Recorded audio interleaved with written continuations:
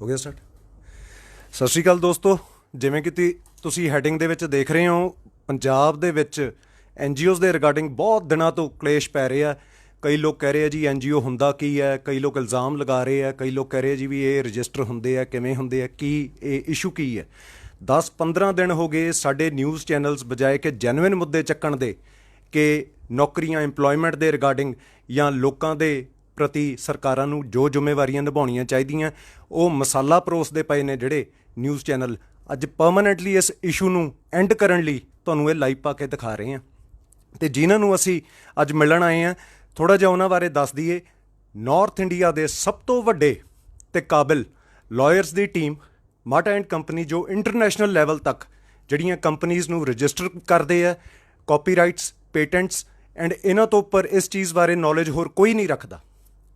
ਸੋ ਮੇਰਾ ਖਿਆਲ ਹੈ ਅੱਜ ਤੋਂ ਬਾਅਦ ਇਹ ਮੁੱਦੇ ਬੰਦ ਹੋਣਗੇ ਅਤੇ ਲੋਕਾਂ ਨੂੰ ਵੀ ਨੌਲੇਜ ਮਿਲੂਗੀ ਕਿ NGOs ਹੁੰਦੇ ਕੀ ਨੇ ਅਤੇ ਜੈਨੂਇਨ NGOs ਹੁੰਦੇ ਕੀ ਨੇ। ਸਤਿ ਸ਼੍ਰੀ ਅਕਾਲ ਜੀ। ਸਤਿ ਸ਼੍ਰੀ ਅਕਾਲ ਜੀ ਦੋਸਤੋ, ਮਾਟਾ ਸਾਹਿਬ ਥਰੂ ਮਾਟਾ ਜੀ, ਇਹ ਉਹਨਾਂ ਦੇ ਬ੍ਰਦਰ। ਅਤੇ ਮਾਟਾ ਸਾਹਿਬ, ਮੈਂ ਜ਼ਿਆਦਾ ਆਪਾਂ ਲਾਈਨ ਜਿਹੜਾ ਹੈਗਾ, ਕਿਉਂਕਿ ਟਾਈਮ ਕੰਸਟ੍ਰੇਂਟਸ ਹੋਣ ਕਰਕੇ ਮੈਂ ਥੋੜ੍ਹਾ ਜਿਹਾ ਤੁਹਾਨੂੰ ਦੱਸਦਾ ਵੀ ਬਹੁਤ ਦਿਨਾਂ ਤੋਂ ਪੰਜਾਬ ਦੇ ਵਿੱਚ ਇਸ਼ੂ ਉੱਠ ਰਿਹਾ ਸੀ ਵੀ NGOs ਠੱਗੀਆਂ ਲਾ ਰਹੇ ਆ। ਕੋਈ ਕਹਿ ਰਿਹਾ ਜੀ ਸਾਡਾ NGO ਹੈ ਪਰ ਖਾਤਾ ਹੈ ਨਹੀਂ, ਅਤੇ ਲੋਕ ਕਹਿ ਰਹੇ ਸੀ ਜੀ ਇਹ ਪਬਲਿਕ ਜਿਹੜਾ ਡੋਨੇਸ਼ਨਸ ਨੇ ਉਹਨੂੰ ਮਿਸਯੂਜ਼ ਕਰਦੇ ਪਏ ਨੇ ਕਈ ਲੋਕ। ਸੋ ਕਈ ਫੋਰਨ ਤੋਂ ਜਿਹੜੀਆਂ ਡੋਨੇਸ਼ਨਸ ਆ ਰਹੀਆਂ ਸੀ, ਕਈ ਲੋਕਲ ਸਾਡੇ NGOs ਜੋ ਡੋਨੇਸ਼ਨਸ ਲੈ ਰਹੇ ਸੀਗੇ ਜਾਂ ਸੋ ਕਾਲਡ NGOs। ਅਤੇ ਮੈਂ ਥੋੜ੍ਹਾ ਜਿਹਾ ਸਭ ਤੋਂ ਪਹਿਲਾਂ ਤਾਂ ਚਾਹੁੰਦਾ ਵੀ ਤੁਸੀਂ ਸਾਡੇ ਲੋਕਾਂ ਨੂੰ, ਸਾਡੀ ਆਵਾਮ ਨੂੰ ਗਾਈਡ ਕਰੋ ਕਿ NGO ਐਕਚੁਅਲੀ ਹੁੰਦਾ ਕੀ ਹੈ ਅਤੇ ਇਹਦਾ ਕੀ ਪ੍ਰੋਸੈਸ ਹੈ, ਰਜਿਸਟਰ ਕਿਵੇਂ ਹੁੰਦਾ, ਅਤੇ ਥੋੜ੍ਹੀ ਜਿਹੀ ਉਹਦੀ ਡਿਟੇਲ ਸਾਨੂੰ ਦੱਸੋ ਜੀ। ਇਹਦੇ ਵਿੱਚ ਆਪਾਂ ਸਟਾਰਟ ਕਰਦੇ ਹਾਂ ਬੇਸਿਕ NGO ਹੈ ਕੀ। NGO ਹੈਗਾ ਨਾਨ ਗਵਰਨਮੈਂਟਲ ਆਰਗੇਨਾਈਜੇਸ਼ਨ। ਇਹ ਸੋਸਾਇਟੀ ਐਕਟ 1860 ਦੇ ਵਿੱਚ ਜਿਹੜੀ ਬਣੀ ਸੀਗੀ, ਉਹਦੇ ਵਿੱਚ ਇਹਦੇ ਜਿਹੜੇ ਵੀ ਰੂਲਸ, ਰੈਗੂਲੇਸ਼ਨਸ, ਸਪੈਕੂਲੇਸ਼ਨਸ ਸਾਰੀ ਮੈਂਸ਼ਨਡ ਨੇ। ਅਤੇ ਇਹਦੇ ਵਿੱਚ ਕੋਈ ਵੀ ਆਮ ਬੰਦਾ ਆਪਣੇ ਆਪ ਨੂੰ NGO ਕਹਿ ਕੇ ਨਹੀਂ ਅੱਗੇ ਚੱਲ ਸਕਦਾ ਮਾਰਕੀਟ ਦੇ ਵਿੱਚ। ਕਈ ਰੈਗੂਲੇਸ਼ਨਸ ਨੇ ਜਿਹੜੀ ਸਪੈਸੀਫਾਈਡ ਨੇ, ਅੰਡਰ ਦੀ ਨੋਰਮਸ ਜਿਹੜੇ ਸਪੈਸੀਫਾਈਡ ਨੇ, ਉਹ ਉਹਨਾਂ ਨੂੰ ਫੋਲੋ ਕਰਨੇ ਪੈਂਦੇ ਹੈ। ਜਿਵੇਂ ਕਿ starting from the very basics, ਜਿਵੇਂ 7 ਬੰਦੇ ਮਿਨੀਮਮ ਰਿਕੁਆਇਰਡ ਨੇ ਇੱਕ NGO ਰਜਿਸਟਰ ਕਰਨ ਲਈ, ਜਿਨ੍ਹਾਂ ਵਿੱਚ ਕੋਈ ਵੀ ਬਲੱਡ ਰਿਲੇਸ਼ਨ ਨਹੀਂ ਹੋ ਸਕਦਾ। ਉਸ ਤੋਂ ਬਾਅਦ ਉਹਨਾਂ ਨੂੰ ਆਪਣੇ ਆਧਾਰ ਕਾਰਡ, ਉਹਨਾਂ ਨੂੰ ਆਪਣੇ ਪੈਨ ਕਾਰਡ, ਜਿਹੜੀ ਰੀਸੈਂਟ ਅਪਡੇਸ਼ਨ ਹੈਗੀ ਉਹਦੇ ਵਿੱਚ ਉਹਨਾਂ ਨੂੰ ਆਪਣੇ ਪੈਨ ਕਾਰਡ ਵੀ ਨਾਲ ਦੇਣੇ ਪੈਂਦੇ ਹੈ। ਅਤੇ ਹੋਰ ਇਹਦੀ ਕਈ ਰੈਗੂਲੇਸ਼ਨਸ ਹੈ, ਜਿਵੇਂ ਆਪਣੇ ਕੋਈ ਵੀ ਜੋ ਉਹਨਾਂ ਨੂੰ ਆਪਣਾ ਸਪੋਜ਼ਿੰਗਲੀ ਕੋਈ ਵੀ ਇੱਕ NGO ਹੈਗਾ, ਆਪਣੇ ਜੋ ਵੀ ਏਮਸ ਲੈ ਕੇ ਚੱਲਿਆ, ਬਿਨਾਂ ਏਮਸ ਦੇ ਕੋਈ NGO ਚੱਲੇਗਾ ਨਹੀਂ। ਜੋ ਵੀ ਲੈ ਕੇ ਚੱਲ ਰਹੇ ਰੂਲਸ ਰੈਗੂਲੇਸ਼ਨ ਉਹਨਾਂ ਨੂੰ ਪੂਰਾ ਸਪੈਸੀਫਾਈ ਕਰਨਾ ਪੈਂਦਾ ਹੈ। ਉਹ ਦੇ ਕੇ ਉਸ ਦੇ ਬੇਸਿਸ 'ਤੇ ਹੀ ਰਜਿਸਟਰਾਰ ਆਫ NGOs ਉਹਨੂੰ ਡਿਸਾਈਡ ਕਰਦਾ ਹੈ ਕਿ ਇੱਕ NGO ਕਾਬਿਲ ਹੈਗਾ ਰਜਿਸਟਰ ਹੋਣ ਦੇ ਜਾਂ ਨਹੀਂ। ਉਸ ਤੋਂ ਬਾਅਦ ਉਹਨੂੰ ਰਜਿਸਟ੍ਰੇਸ਼ਨ ਪ੍ਰਦਾਨ ਹੁੰਦੀ ਹੈ। ਦੋਸਤੋ, ਬਹੁਤ ਇੰਪੋਰਟੈਂਟ ਪੁਆਇੰਟ ਮਾਟਾ ਸਾਹਿਬ ਨੇ ਦੱਸਿਆ ਵੀ ਸਭ ਤੋਂ ਪਹਿਲਾਂ ਤਾਂ ਜੇ ਕਿਸੇ ਨੇ NGO ਖੋਲ੍ਹਣਾ, ਕੁਝ ਸ਼ਰਤਾਂ ਨੇ ਜੋ ਗਵਰਨਮੈਂਟ ਉਹਨਾਂ 'ਤੇ ਇੰਪੋਜ਼ ਕਰਦੀ ਹੈ, ਜਿਹਦੇ ਵਿੱਚੋਂ ਇੱਕ ਇਹ ਹੈ ਕਿ 7 ਬੋਰਡ ਮੈਂਬਰ ਕਹਿ ਸਕਦੇ ਹੋ, ਜਾਂ 7 ਮੈਂਬਰ ਐਸੇ ਹੋਣ ਜਿਹੜੇ ਬਲੱਡ ਰਿਲੇਟਡ ਨਾ ਹੋਣ। ਵੀ ਇਹ ਨਹੀਂ ਵੀ 2-4 ਰਿਸ਼ਤੇਦਾਰ ਰਲੇ ਅਤੇ ਉਹਨਾਂ ਨੇ ਰਲ ਕੇ ਕੋਈ ਸੰਸਥਾ ਖੋਲ੍ਹ ਲਈ, ਨਹੀਂ। 7 ਉਹ ਬੰਦੇ ਜਿਨ੍ਹਾਂ ਦਾ ਆਪਸ 'ਚ ਕੋਈ ਖੂਨ ਦਾ ਰਿਸ਼ਤਾ ਨਹੀਂ ਹੈ, ਇਹ ਵੀ ਇੱਕ ਗਵਰਨਮੈਂਟ ਦੀ ਸ਼ਰਤ ਹੈ। ਅਤੇ ਦੂਜੀ ਇਹ ਕਿ ਉਹਨਾਂ ਦਾ ਜੇ NGO ਖੋਲ੍ਹਣਾ, ਉਹਦਾ ਸੁਸਾਇਟੀ ਐਕਟ ਦੇ ਤਹਿਤ ਉਹ ਰਜਿਸਟਰ ਹੁੰਦਾ, ਜਿਹਦਾ ਕਿ ਖਾਤਾ ਹੋਣਾ ਬਹੁਤ ਜ਼ਰੂਰੀ ਹੈ। ਅਤੇ ਸਰ, ਮੈਂ ਇਹ ਪੁੱਛਣਾ ਸੀਗਾ ਵੀ ਕੀ ਉਹ ਸਰਕਾਰੀ ਬੈਂਕ ਦੇ ਵਿੱਚ, ਕਿਉਂਕਿ ਇਹ ਤੁਸੀਂ ਬਹੁਤ ਵੱਡੀ ਗੱਲ ਕਹਿ ਰਹੇ ਹੋ, ਬਹੁਤ ਐਸੇ ਸੰਸਥਾਵਾਂ ਵੀ ਨੇ ਜੋ ਆਪਣੇ ਆਪ ਨੂੰ NGO ਦੱਸ ਰਹੀਆਂ ਨੇ ਅਤੇ ਇਹ ਕਹਿ ਰਹੀਆਂ ਸਾਡਾ ਖਾਤਾ ਹੀ ਨਹੀਂ ਹੈ। That means they are not accountable to government. ਲੋਕਾਂ ਦੀ ਆਪਾਂ ਗੱਲ ਨਹੀਂ ਕਰ ਰਹੇ ਦੋਸਤੋ। ਤੁਹਾਡੇ 'ਚੋਂ ਕਈ ਸਾਡੇ ਵੀਰ ਭਰਾ ਭੈਣਾਂ ਜੋ ਇਹ ਕਹਿ ਰਹੇ ਆ ਕਿ ਤੁਸੀਂ ਜੀ ਸਾਨੂੰ ਦੱਸੋ, ਸਾਨੂੰ ਉਸ ਚੀਜ਼ ਦੀ ਨੌਲੇਜ ਦਿਓ, ਸਾਨੂੰ ਅਕਾਊਂਟੇਬਲ ਹੋਵੋ, ਅਸੀਂ ਤੁਹਾਨੂੰ ਡੋਨੇਸ਼ਨਾਂ ਦਿੰਦੇ ਹਾਂ। ਸਭ ਤੋਂ ਇੰਪੋਰਟੈਂਟ ਤਾਂ ਇਹ ਹੈ ਕਿ ਸਰਕਾਰ ਦੇ ਇਹਨਾਂ ਅਦਾਰਿਆਂ ਦੇ ਵਿੱਚ ਸੁਸਾਇਟੀ ਐਕਟ ਦੇ ਤਹਿਤ ਜਿਹੜੇ NGOs ਬਣਦੇ ਨੇ, ਉਹਨਾਂ ਦੀ ਅਕਾਊਂਟੇਬਿਲਟੀ ਕਿਹਨੂੰ ਹੋਵੇ? ਲੋਕਾਂ ਨੂੰ ਬਾਅਦ 'ਚ ਹੁੰਦੀ ਹੈ, ਸਭ ਤੋਂ ਪਹਿਲਾਂ ਸਰਕਾਰ ਨੂੰ ਹੁੰਦੀ ਹੈ। ਅਤੇ ਸਰ, ਜਿਹੜੇ ਲੋਕ ਇਹ ਕਹਿ ਰਹੇ ਨੇ, ਪਹਿਲਾਂ ਤਾਂ ਮੈਂ ਇਹ ਜਾਣਨਾ ਚਾਹੁੰਦਾ ਵੀ ਖਾਤਾ ਜਿਹੜਾ ਹੁੰਦਾ ਵੀ ਉਹ ਸਰਕਾਰੀ ਬੈਂਕ 'ਚ ਹੁੰਦਾ ਜਾਂ ਪ੍ਰਾਈਵੇਟ ਦੇ ਵਿੱਚ? ਸਰ, ਜਦੋਂ ਆਪਾਂ ਖਾਤੇ ਦੀ ਗੱਲ ਕਰਦੇ ਹਾਂ, ਸਭ ਤੋਂ ਪਹਿਲਾਂ ਮੇਨ ਚੀਜ਼ ਜਿਹੜਾ ਇਸ਼ੂ ਇਨਵੋਲਵ ਹੁੰਦਾ ਦੈਟ ਇਜ਼ ਫੰਡਿੰਗ, ਕਿ ਫੰਡਸ ਕਿੱਥੋਂ ਆ ਰਹੇ ਹੈ। 2 ਤਰ੍ਹਾਂ ਦੇ ਨਾਲ ਫੰਡਸ ਆਉਂਦੇ। ਇੱਕ ਹੁੰਦਾ ਪ੍ਰਾਈਵੇਟ ਸੋਰਸ, ਜਿਹੜਾ ਆਮ ਭਰਾ ਕੋਈ ਵੀ ਜਿਹੜੇ ਹੈਗੇ ਕਿਸੇ ਦੀ ਕੰਮ ਨੂੰ ਦੇਖ ਕੇ ਖੁਸ਼ ਹੁੰਦੇ ਹੈ, ਉਹ ਖੁਦ ਆਪਣੇ ਮਨ ਤੋਂ ਡੋਨੇਸ਼ਨ ਦਿੰਦੇ ਹੈ, ਉਹ ਹੋ ਗਿਆ ਪ੍ਰਾਈਵੇਟ ਸੋਰਸ। ਦੂਜਾ ਹੁੰਦਾ ਹੈ ਸਰਕਾਰੀ ਗ੍ਰਾਂਟ, ਗਵਰਨਮੈਂਟਲ ਗ੍ਰਾਂਟਸ। ਉਹਦੇ ਵਿੱਚ ਤੁਹਾਨੂੰ ਸੈਕਸ਼ਨ 80G ਦੇ ਅੰਡਰ ਆਪਣੇ ਆਪ ਨੂੰ ਰਜਿਸਟਰ ਕਰਾਉਣਾ ਪੈਂਦਾ ਹੈ। ਉਸ ਤੋਂ ਬਾਅਦ ਤੁਹਾਨੂੰ ਗਵਰਨਮੈਂਟ ਫੰਡ ਦਿੰਦੀ ਹੈ ਤੁਹਾਡੇ ਕੰਮ ਨੂੰ ਦੇਖਦੇ ਹੋਏ। ਉਸ ਹਿਸਾਬ ਨਾਲ ਹੁਣ ਕੀ ਹੈ, ਇਹ ਜਦ ਅਕਾਊਂਟੇਬਿਲਿਟੀ ਦੀ ਗੱਲ ਆਉਂਦੀ ਹੈ, ਦੋਨੋਂ ਆਪਣੇ ਥਾਂ ਤੇ ਅਕਾਊਂਟੇਬਲਸ ਹੈਗੇ।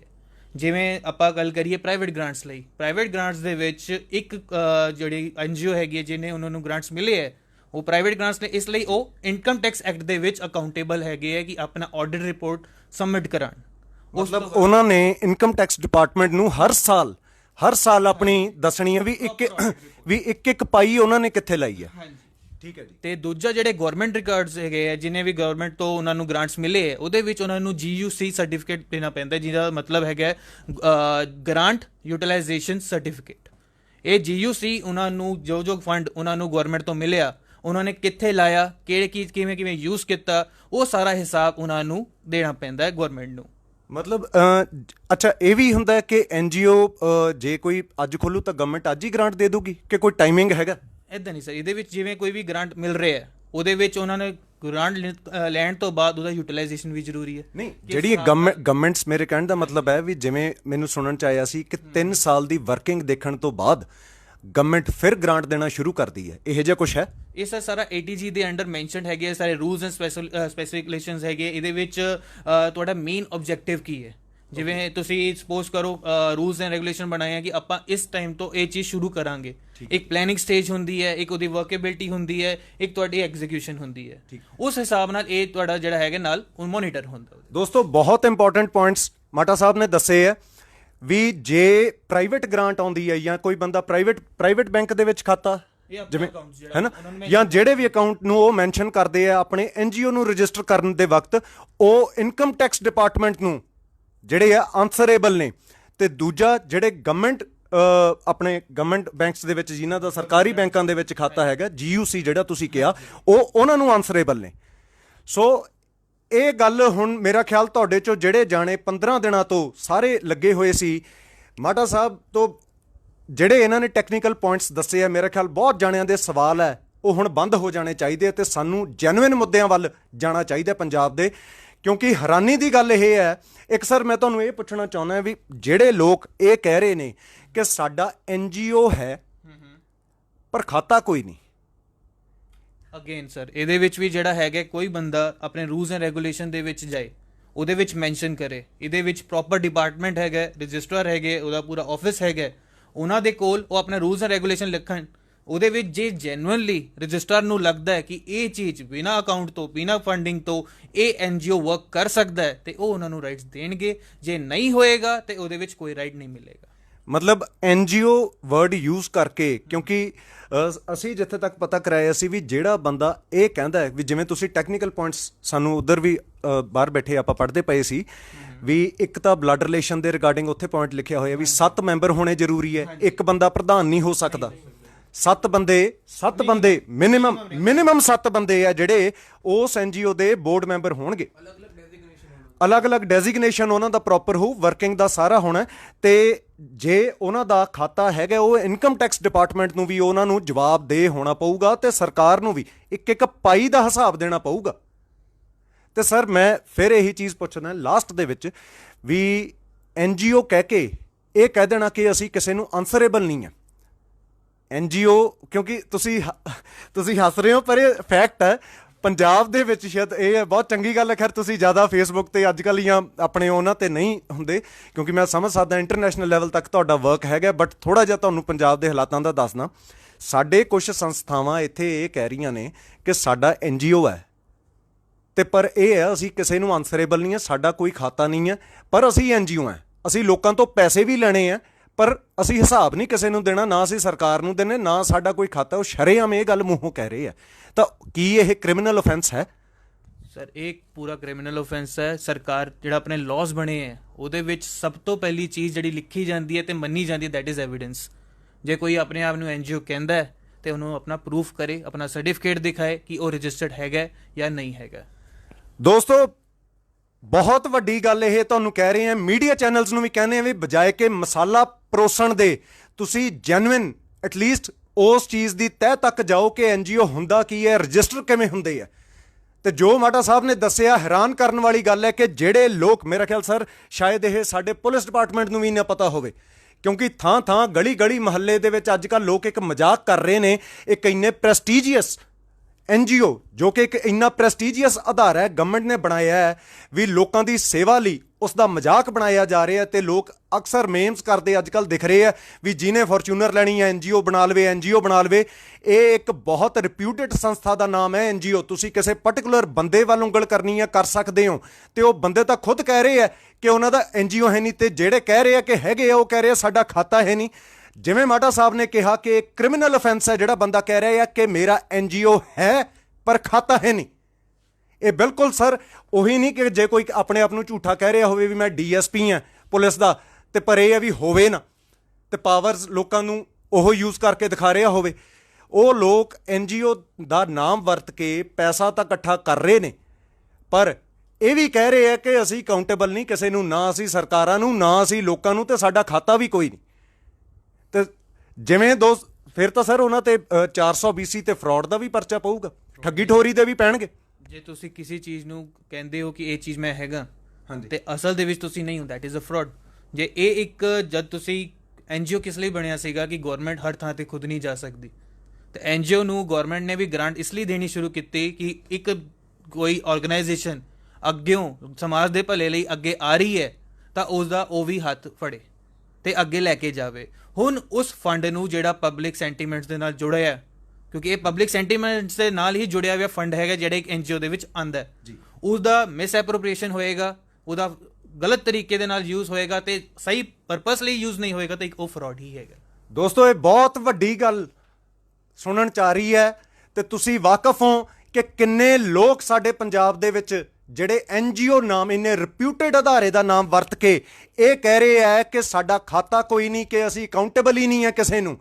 ਜਿਵੇਂ ਇਹਨਾਂ ਨੇ ਦੱਸਿਆ, ਇੱਕ ਇੱਕ ਪਾਈ ਦਾ ਹਿਸਾਬ ਇਨਕਮ ਟੈਕਸ ਡਿਪਾਰਟਮੈਂਟ ਨੂੰ, ਗਵਰਨਮੈਂਟ ਦੇ ਪਰਟੀਕੂਲਰ ਜਿਹੜਾ ਰਿਸਪੈਕਟਿਵ ਡਿਪਾਰਟਮੈਂਟ ਹੈ ਉਹਨਾਂ ਨੂੰ ਦੇਣਾ ਪੈਂਦਾ ਹੈ, ਤੇ ਬੇਸਿਕ ਸ਼ਰਤਾਂ ਦੇ ਵਿੱਚ ਇਹ ਚੀਜ਼ ਲਿਖੀ ਜਾਂਦੀ ਹੈ ਕਿ ਤੁਹਾਡਾ ਪਰਪਸ ਕੀ ਹੈ, ਐਜ਼ ਵੈਲ ਐਜ਼ ਤੁਹਾਡਾ ਖਾਤਾ ਹੋਣਾ ਜ਼ਰੂਰੀ ਹੈ। ਤੇ ਜਿਹੜੇ ਲੋਕ ਸਾਡੇ ਇੱਥੇ ਕਹਿ ਰਹੇ ਆ ਕਿ ਫਲਾਣੇ ਦਾ NGO ਹੈ ਇੰਨੇ ਯਾਰ ਰਿਸਪੈਕਟੇਬਲ ਅਦਾਰਿਆਂ ਨੂੰ ਤਾਂ ਨਾ ਘੱਟੋ ਘੱਟ ਬਦਨਾਮ ਕਰੋ, ਉਹਨਾਂ ਦਾ ਤਾਂ ਹੈ ਹੀ ਨਹੀਂ। ਜੇ ਹੋਵੇ ਤਾਂ ਅਕਾਊਂਟ ਵੀ ਹੋਊਗਾ। ਇਹ ਆਪਣੇ ਆਪ 'ਚ ਸਰ ਹੈਰਾਨ ਕਰਨ ਵਾਲੀ ਗੱਲ ਨਹੀਂ ਹੈ ਵੀ ਇਹ ਕਹਿ ਦੇਣਾ ਮੇਰਾ NGO ਹੈ ਪਰ ਮੇਰਾ ਖਾਤਾ ਕੋਈ ਨਹੀਂ ਹੈ। ਇਹ ਜਿਵੇਂ ਦੋਸਤੋ ਮਾਟਾ ਸਾਹਿਬ ਨੇ ਦੱਸਿਆ ਕਿ ਰਜਿਸਟਰਡ ਹੁੰਦੇ ਆ, ਉਹਦੇ 'ਚ ਖਾਤੇ ਹੁੰਦੇ ਆ, ਤੇ ਉਹ ਅਕਾਊਂਟੇਬਲ ਵੀ ਹੁੰਦੇ ਆ। ਸੋ ਸਾਡੀ ਬੇਨਤੀ ਹੈ ਪਹਿਲਾਂ ਤਾਂ ਸਾਡੇ ਬਾਹਰ ਬੈਠੇ ਦੋਸਤਾਂ ਨੂੰ, ਭਰਾਵਾਂ ਨੂੰ ਵੀ, ਤੇ ਸਾਡੇ ਪੰਜਾਬ ਦੇ ਵੀ ਉਹਨਾਂ ਵੀਰਾਂ ਨੂੰ ਜਿਹੜੇ ਇੰਨੇ ਵੱਡੇ ਰਿਸਪੈਕਟਡ ਅਦਾਰਿਆਂ ਦੇ ਨਾਮ ਵਰਤ ਰਹੇ ਨੇ ਕਿ ਪਲੀਜ਼ ਆਪਣੇ ਆਪ ਨੂੰ ਰਜਿਸਟਰ ਕਰਾਓ। ਤੁਸੀਂ ਮਾਟਾ ਸਾਹਿਬ ਦਾ ਵੀ ਨੰਬਰ ਤੁਹਾਨੂੰ ਅਸੀਂ ਪ੍ਰੋਵਾਈਡ ਕਰ ਦਾਂਗੇ। ਇਹ ਇੱਥੇ ਨਾਰਥ ਇੰਡੀਆ ਦੇ ਸੀਨੀਅਰ ਮੋਸਟ ਲਾਇਰਸ ਜੋ ਹੈਗੇ ਨੇ, ਇੰਟਰਨੈਸ਼ਨਲ ਲੈਵਲ ਤੱਕ ਇਹਨਾਂ ਦੀ ਵਰਕਿੰਗ ਹੈਗੀ ਹੈ। ਵੱਡੀਆਂ ਵੱਡੀਆਂ ਕੰਪਨੀਜ਼, ਵੱਡੇ ਵੱਡੇ ਲੋਕ ਆਪਣੇ ਪੇਟੈਂਟਸ, ਆਪਣੇ ਕਾਪੀਰਾਈਟਸ ਤੇ ਰਜਿਸਟਰ ਕਰਾਉਣ ਲਈ ਇਹਨਾਂ ਕੋਲ ਆਉਂਦੇ ਨੇ। ਪਲੀਜ਼ ਤੁਹਾਡੇ ਤੇ ਕ੍ਰਿਮੀਨਲ ਚਾਰजेस ਵੀ ਲੱਗ ਸਕਦੇ ਆ ਜੇ ਇਹਨੇ ਰਿਸਪੈਕਟਡ ਅਦਾਰਿਆਂ ਦਾ ਨਾਮ ਵਰਤ ਕੇ ਤੁਸੀਂ ਲੋਕਾਂ ਦਾ ਪੈਸਾ ਮਿਸਯੂਜ਼ ਕਰਦੇ ਹੋ, ਜਾਂ ਜੇ ਤੁਸੀਂ ਜੈਨੂਇਨ ਵੀ ਕੰਮ ਕਰ ਰਹੇ ਹੋ ਤਾਂ ਫਿਰ ਸਾਡੀ ਬੇਨਤੀ ਹੈ ਕਿ ਤੁਸੀਂ ਰਜਿਸਟਰ ਕਰਾਓ ਤੇ ਅਕਾਊਂਟੇਬਲ ਹੋਵੋ। ਅਸੀਂ ਨਹੀਂ ਕਹਿੰਦੇ ਤੁਸੀਂ ਲੋਕਾਂ ਨੂੰ ਜਵਾਬਦੇਹ ਹੋਵੋ, ਕਿਉਂਕਿ ਹਰ ਸਾਲ ਜਦੋਂ ਗਵਰਨਮੈਂਟ ਨੂੰ ਤੁਸੀਂ ਆਪਣਾ ਅਕਾਊਂਟਸ ਦਿਖਾ ਰਹੇ ਹੋਵੋਗੇ ਤਾਂ ਲੋਕਾਂ ਨੂੰ ਵੀ ਤਸੱਲੀ ਹੋਊਗੀ। ਅੱਜ ਤੁਹਾਨੂੰ ਵੀ ਜਿਹੜੇ ਸਵਾਲ ਹੋ ਰਹੇ ਆ ਵੀਰੋ, ਉਹ ਤਾਂ ਹੀ ਹੋ ਰਹੇ ਨੇ ਕਿਉਂਕਿ ਤੁਸੀਂ ਇੱਕ ਕ੍ਰਿਮੀਨਲ ਅਫੈਂਸ ਕਿਤੇ ਨਾ ਕਿਤੇ ਕਰਦੇ ਜਾ ਰਹੇ ਹੋ। NGO ਦਾ ਨਾਮ ਵਰਤ ਕੇ ਇਹ ਕਹਿ ਦੇਣਾ ਕਿ ਮੇਰਾ ਖਾਤਾ ਹੈ ਨਹੀਂ, ਇਹ ਜਿਵੇਂ ਮਾਟਾ ਸਾਹਿਬ ਨੇ ਦੱਸਿਆ ਇੱਕ ਬਹੁਤ ਵੱਡਾ ਕ੍ਰਿਮੀਨਲ ਅਫੈਂਸ ਹੈ। ਤੇ ਸਾਡੀ ਪ੍ਰਸ਼ਾਸਨ ਨੂੰ ਵੀ ਬੇਨਤੀ ਹੈ, ਪੁਲਿਸ ਡਿਪਾਰਟਮੈਂਟ ਨਾਲ ਵੀ ਅਸੀਂ ਗੱਲ ਕਰਾਂਗੇ, DG ਸਾਹਿਬ ਨੂੰ ਵੀ ਅਸੀਂ ਮੇਲ ਕਰਾਂਗੇ, ਤੇ ਜੇ ਹੋ ਸਕਿਆ CP ਸਾਹਿਬ ਨੂੰ ਪਰਸਨਲੀ ਮਿਲ ਕੇ ਵੀ ਇਸ ਚੀਜ਼ ਦੀ ਨੌਲੇਜ ਦੇਵਾਂਗੇ ਕਿ ਇਹ ਇੱਕ ਕ੍ਰਿਮੀਨਲ ਅਫੈਂਸ ਆਉਂਦਾ ਹੈ। 420 ਤੇ ਫਰਾਡ ਤੇ ਹੋਰ ਜਿਹੜੇ ਇਹਦੇ ਤਹਿਤ ਪਰਚੇ ਪੈਂਦੇ ਆ। NGO ਜਿਹਦਾ ਹੈਗਾ ਉਹਦਾ ਖਾਤਾ ਵੀ ਹੋਊਗਾ। ਤੇ ਕਿਤੇ ਨਾ ਕਿਤੇ ਐਂਡ ਦੇ ਵਿੱਚ ਮੈਂ ਕਹਿਣਾ ਚਾਹੁੰਦਾ ਸਾਡੇ ਲੋਕ ਵੀ ਪਲੀਜ਼ ਥੋੜੇ ਜ਼ਿੰਮੇਵਾਰ ਹੋਣ। ਤੁਸੀਂ ਕਹਿ ਰਹੇ ਹੋ ਸਮਾਜ ਸੇਵਕ ਸੰਸਥਾਵਾਂ ਜਾਂ NGO ਇੰਨੇ ਰਿਸਪੈਕਟਡ ਅਦਾਰਿਆਂ ਤੇ ਜਿਹੜੇ ਸਵਾਲ ਕਰਦੇ ਪਏ ਹੋ, ਇਹ ਸਵਾਲ ਕਰਨ ਦੀ ਨੌਬਤ ਹੀ ਨਾ ਆਵੇ ਜੇ ਅਸੀਂ ਆਪਣੇ ਇਲਾਕੇ ਦੇ ਲੋਕਾਂ ਦੀ ਆਪ ਬਾਂਹ ਫੜ ਲਈਏ। ਸੰਸਥਾਵਾਂ ਦੀ ਸਾਡੇ ਪੰਜਾਬ ਨੂੰ ਜ਼ਰੂਰਤ ਨਾ ਪਵੇ। ਮਿਸਾਲ ਦੇ ਤੌਰ ਤੇ ਐਂਡ ਦੇ ਵਿੱਚ ਮੈਂ ਇੱਕ ਹੀ ਚੀਜ਼ ਕਹੂੰਗਾ ਕਿ ਰੀਸੈਂਟਲੀ ਕਾਰਗਿਲ ਦੇ ਸ਼ਹੀਦ ਦੇ ਮਦਰ ਦੀ ਇੱਕ ਵੀਡੀਓ ਬਹੁਤ ਵਾਇਰਲ ਹੁੰਦੀ ਹੈ, ਤੇ ਉਸ ਪਿੰਡ ਦਾ ਸਰਪੰਚ ਇਹ ਦੱਸਦਾ ਵੀ ਫਲਾਣੀਆਂ ਸੰਸਥਾਵਾਂ ਸਮਾਜ ਸੇਵਕ ਨੇ ਆ ਕੇ ਇਹਨਾਂ ਮਾਤਾ ਜੀ ਦੇ ਘਰ ਦੀ ਛੱਤ ਪਵਾਈ ਜਾਂ ਹੋਰ ਸਲਾਮ ਹੈ ਉਹਨਾਂ ਛੱਤ ਪਾਉਣ ਵਾਲੇ ਵੀਰਾਂ ਨੂੰ ਵੀ। ਪਰ ਮੇਰੀ ਉਹ ਸਰਪੰਚ ਸਾਹਿਬ ਨੂੰ ਵੀ ਬੇਨਤੀ ਹੈ ਕਿ ਤੁਸੀਂ ਆਪਣੀ ਮੂੰਹ ਜ਼ਬਾਨੀ ਇਹ ਵੀ ਆਖਿਆ ਕਿ ਇਹ ਪਿੰਡ ਦੇ ਵਿੱਚ ਝਾੜੂ ਪੋਚਾ ਜਾਂ ਭਾਂਡੇ ਮਾਂਜਦੇ ਨੇ। ਸਾਡੇ ਦੇਸ਼ ਦੇ ਇੱਕ ਸ਼ਹੀਦ ਦੀ ਮਾਂ ਦਾ ਇਹ ਹਾਲ, ਤੇ ਸ਼ਰਮ ਆਉਣੀ ਚਾਹੀਦੀ ਹੈ ਉਸ ਸਰਪੰਚ ਨੂੰ ਵੀ। ਮੈਂ ਇਹ ਕਹਿਣੀ ਚਾਹੁੰਦਾ ਵੀ ਤੁਹਾਨੂੰ ਪਤਾ ਵੀ ਉਹ ਕਿਸ ਸ਼ਹੀਦ ਦੀ ਮਾਂ ਹੈ, ਤੇ ਤੁਸੀਂ ਇੰਨੀ ਬਿਰਧ ਉਮਰ ਦੇ ਵਿੱਚ ਕੀ ਸਮਾਜ ਸੇਵਕ ਸੰਸਥਾਵਾਂ ਦੀ ਉਡੀਕ ਕਰਦੇ ਪਏ ਹੋ? ਤੁਸੀਂ ਖੁਦ ਰਲ ਕੇ ਪਿੰਡ ਵਾਲੇ ਇੰਨੇ ਸਮਰੱਥ ਨਹੀਂ ਹੋ ਕਿ ਉਸ ਮਾਂ ਨੂੰ ਰੋਟੀ ਦੇ ਦਿਓ ਜਾਂ ਉਹਦੀ ਵਿਚਾਰੀ ਦੀ ਇੱਕ ਛੱਤ ਪਵਾ ਦਿਓ। ਤੇ ਜਿਹੜੇ ਲੋਕਾਂ ਨੂੰ ਡਾਊਟ ਹੈ ਕਿਸੇ ਸੰਸਥਾ 'ਤੇ, ਤਾਂ ਉਹ ਵੀ ਉਹਨਾਂ ਦੇ ਰਿਸ਼ਤੇਦਾਰ ਵੀ ਇੱਥੇ ਬੈਠੇ ਨੇ, ਉਹ ਖੁਦ ਆਪਣੇ ਰਿਸ਼ਤੇਦਾਰਾਂ ਨੂੰ ਕਹਿ ਕੇ ਕਿਉਂ ਨਹੀਂ ਸੇਵਾ ਦੇ ਵਿੱਚ ਪਾਉਂਦੇ। ਤੇ ਐਟ ਦਾ ਐਂਡ ਮੈਂ ਇੱਕ ਹੀ ਗੱਲ ਕਹੂੰਗਾ ਮਾਹੀ ਦਾ ਪਰਿਵਾਰ ਵੱਲੋਂ ਕਿ ਕੋਈ ਵੀ ਪਿੰਡਾਂ ਦੇ ਵਿੱਚ ਜਾਂ ਕੋਈ ਵੀ ਉਹ ਬੰਦਾ ਜੋ ਆਰਥਿਕ ਤੌਰ 'ਤੇ ਤੰਗ ਹੈ ਪਰ ਸੇਵਾ ਭਾਵਨਾ ਰੱਖਦਾ ਹੈ, ਆਪਣੇ ਇਲਾਕੇ ਆਪਣੇ ਪਿੰਡ ਦੀ ਘੱਟੋ ਘੱਟ ਜ਼ਿੰਮੇਵਾਰੀ ਲੈ ਲਓ। ਜੇ ਤੁਸੀਂ NGO ਖੋਲ੍ਹਣਾ ਤੇ ਤੁਹਾਡੇ ਕੋਲ ਸਮਰੱਥਾ ਨਹੀਂ ਹੈ NGO ਰਜਿਸਟਰ ਕਰਾਉਣ ਦੀ, ਪਰ ਤੁਸੀਂ ਨੇਕ ਭਾਵਨਾ ਰੱਖਦੇ ਹੋ, ਆਪਣੇ ਪਿੰਡ ਦੇ ਵਿੱਚ ਡਿਵੈਲਪਮੈਂਟ ਕਰਾਉਣੀ ਚਾਹੁੰਦੇ ਹੋ, ਤਾਂ ਮਾਹੀ ਦਾ ਪਰਿਵਾਰ ਤੁਹਾਡਾ ਆਪ ਸਾਰੀ ਕਾਸਟ ਚੱਕ ਕੇ ਤੁਹਾਡਾ NGO ਰਜਿਸਟਰ ਕਰਵਾ ਕੇ ਦਊਗਾ, ਤਾਂ ਜੋ ਤੁਸੀਂ ਇੱਕ ਸਹੀ ਪਾਸੇ ਆਪਣੇ ਆਪ ਨੂੰ, ਆਪਣੀ ਮਿਹਨਤ ਨੂੰ, ਆਪਣੇ ਜੋਸ਼ ਨੂੰ ਲਾ ਸਕੋ। ਸੋ ਇਹ ਮੇਰੀ ਲਾਸਟ ਦੇ ਵਿੱਚ ਬੇਨਤੀ ਹੈ ਮੀਡੀਆ ਚੈਨਲਸ ਨੂੰ ਵੀ ਕਿ ਬਜਾਏ ਕਿ ਮਸਾਲਾ ਪਰੋਸਣ ਦੇ ਜ਼ਿੰਮੇਵਾਰ ਬਣ ਕੇ ਜੋ ਜੈਨੂਇਨ ਪੰਜਾਬ ਦੇ ਮੁੱਦੇ ਨੇ, ਜੋ ਜ਼ਰੂਰਤਾਂ ਨੇ ਸਾਡੇ ਲੋਕਾਂ ਦੀਆਂ, ਉਹ ਚੀਜ਼ ਦਿਖਾਓ। ਤੇ ਜਿਹੜੇ ਸਵਾਲ ਸਾਡੇ ਸਰਕਾਰਾਂ ਨੂੰ ਕਰਨੇ ਬਣਦੇ ਨੇ ਜੋ ਬਹੁਤ ਜ਼ਰੂਰੀ ਨੇ ਕਿ ਕਿਉਂ ਸਾਡੇ ਬੱਚੇ ਅੱਜ ਬਾਹਰ ਜਾ ਰਹੇ ਨੇ, ਉਹੋ ਜਿਹੇ ਸਵਾਲ, ਉਹੋ ਜਿਹੇ ਮੁੱਦੇ ਚੱਕੋ, ਨਾ ਕਿ ਮਸਾਲਾ ਪਰੋਸੋ। Thank you sir. At the end ਬਹੁਤ ਬਹੁਤ ਸ਼ੁਕਰੀਆ ਤੁਹਾਡੇ ਪ੍ਰੈਸ਼ੀਅਸ ਟਾਈਮ ਲਈ। ਥੈਂਕ ਯੂ ਜੀ। ਠੀਕ ਹੈ ਜੀ, ਕਰ ਦਿਓ ਬੰਦ।